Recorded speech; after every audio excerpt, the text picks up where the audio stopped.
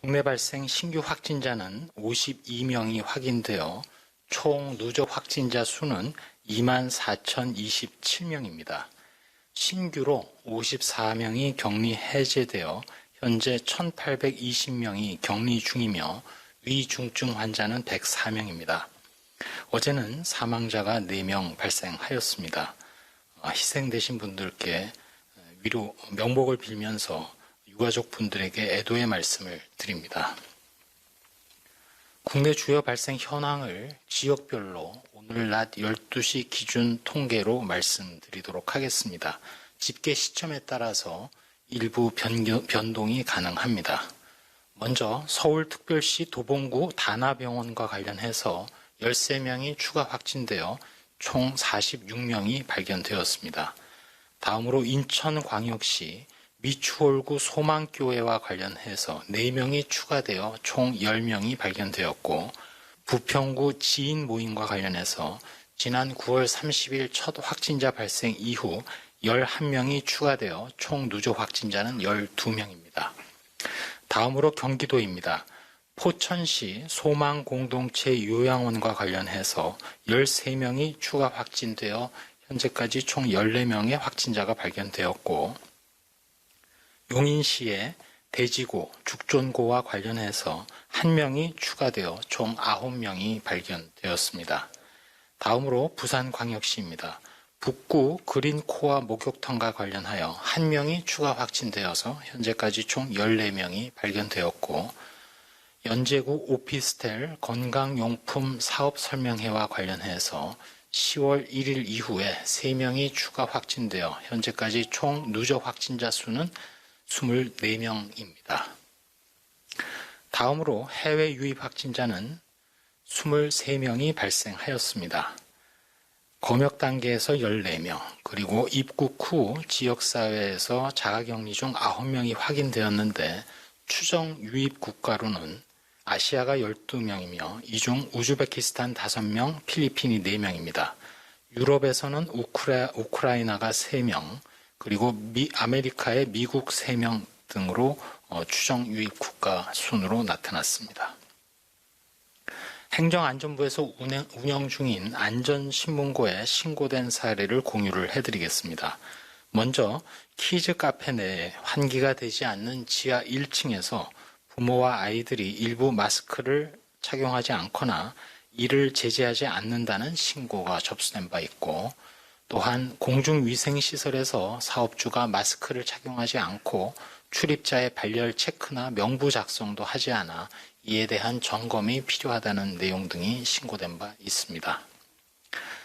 오늘 현재 렘데스비르는 60개 병원에 529명의 환자에게 공급이 된 상황입니다. 마지막으로 생활방역과 관련해서 말씀드리겠습니다.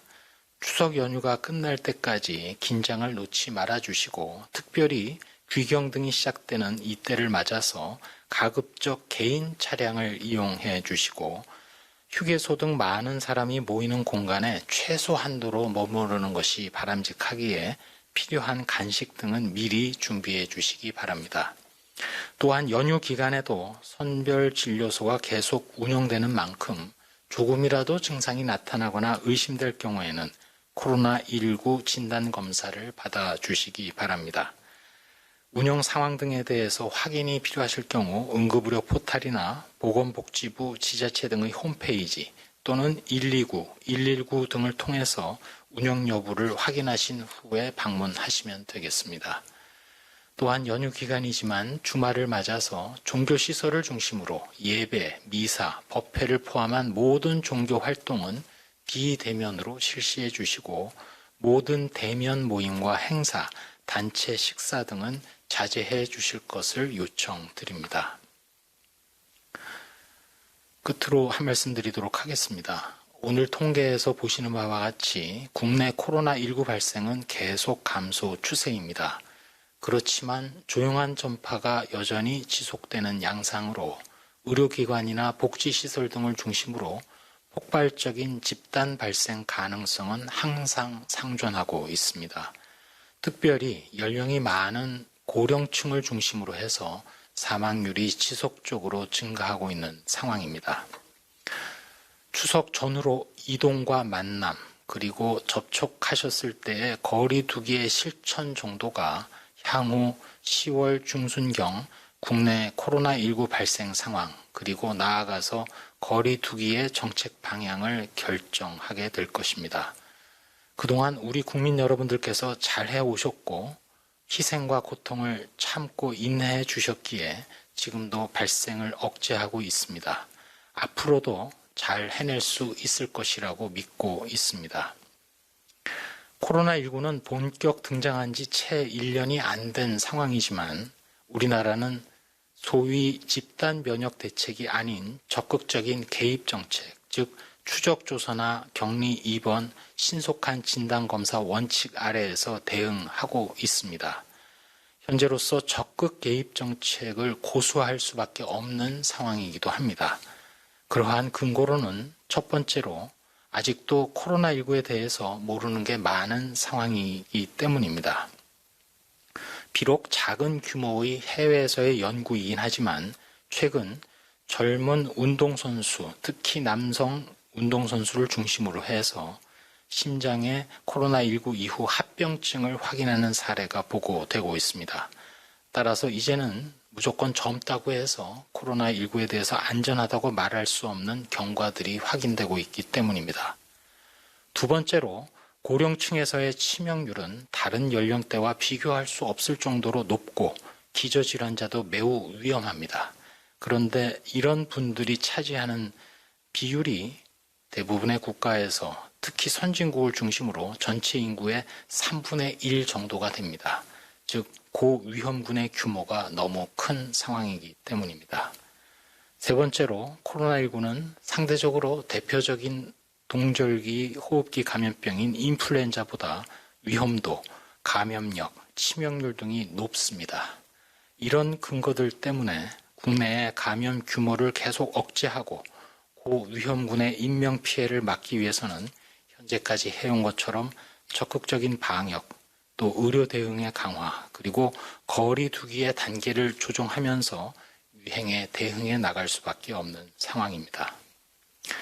최근 지난 8월에 유럽 어느 선진국을 다녀와서 국내에 14일간 자가격리되었던 지인을 통해서 들은 얘기입니다. 유럽의 그 나라를 입국했을 때에는 단 한 번 여권만 확인했다고 합니다. 우리나라로 돌아올 때에는 공항에서 최소한 9회에 걸쳐서 각 단계별로 다른 관리자를 만나서 입국, 검역, 발열, 앱 설치 등등 철저한 안내와 관리를 받았고 이후 자가격리 중에도 검사를 실시하고 수시로 동선 확인을 받는 이야기를 전하면서 이러한 일들로 인해서 대한민국의 자부심을 가졌다는 이야기를 들었습니다. 국민들께서 인내를 해주시고 또 방역의 주체로 함께 해주셨기 때문에 지금의 유행 억제가 가능합니다. 남은 주말 그리고 휴일의 끝자락에도 거리 두기를 지키면서 안전하고 건강한 하루하루를 보내시기를 바라며 연휴가 끝난 이후라도 의심 증상이 조금이라도 있으면 가까운 선별진료소를 방문해서 적극적으로 검사를 받아주시기 바랍니다. 언제나 조기 진단 검사에서부터 코로나 대응이 시작됩니다.